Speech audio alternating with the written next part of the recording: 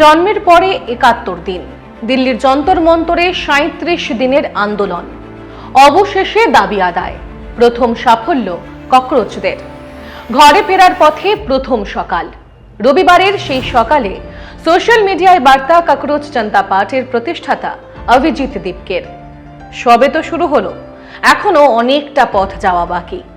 जो पिछले 37 डेज में झेला, it was really difficult. It was not easy, not just for me but for all of our team, and most of all I would like to thank each and every supporter of the Cockroach Janata Party spread across India. जिन जिन लोगों ने हमें support किया, हम पर भरोसा दिखाया, who loved us when everybody was doubting us.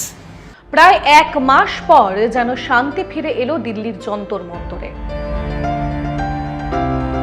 শনিবার ধর্মেন্দ্র প্রধান ইস্তফা দিতেই বিক্ষোভ প্রত্যাহার করে নেয় ককরোচ জনতা পার্টি।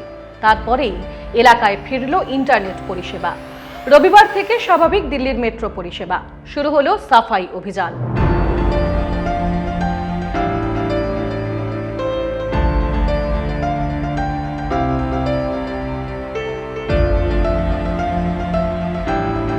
অন্যদিকে ধর্মতলার নিট আন্দোলনকারীদের ধন্যবাদ জানান রাজ্যের মুখ্যমন্ত্রী শুভেন্দু অধিকারী। আমি ধন্যবাদ জানাবো পশ্চিমবঙ্গে যারা এই নিট আন্দোলনের পার্ট ছিল, তারা এই ঘটনায় একেবারেই যুক্ত নয়। আমরা ভালো করে দেখেছি এবং তারা সোশ্যাল মিডিয়াতেও দিয়েছে যে সাংবাদিকদের উপরে বর্বরচিত আক্রমণ এবং এই ধরনের ঘটনার সঙ্গে যারা যুক্ত তাদের দায়িত্ব তারা নিচ্ছে না। তারা সোশ্যাল মিডিয়াতেও দিয়েছে, আমাকে কলকাতা পুলিশের সিপি সব পাঠিয়েছে, দেখেছি আমি। কেন্দ্রীয় শিক্ষামন্ত্রীর পদ থেকে দুবার ইস্তফা দিতে চেয়েছিলেন ধর্মেন্দ্র প্রধান। ইস্তফা দিতে চেয়ে সরকারের কাছে আবেদনও জানিয়েছিলেন তিনি, কিন্তু সেই আবেদন মঞ্জুর হয়নি। অবশেষে শনিবার সরে দাঁড়িয়েছেন ধর্মেন্দ্র। তার ইস্তফায় আনন্দে ফেটে পড়েন যন্তর মন্তরের আন্দোলনকারীরা।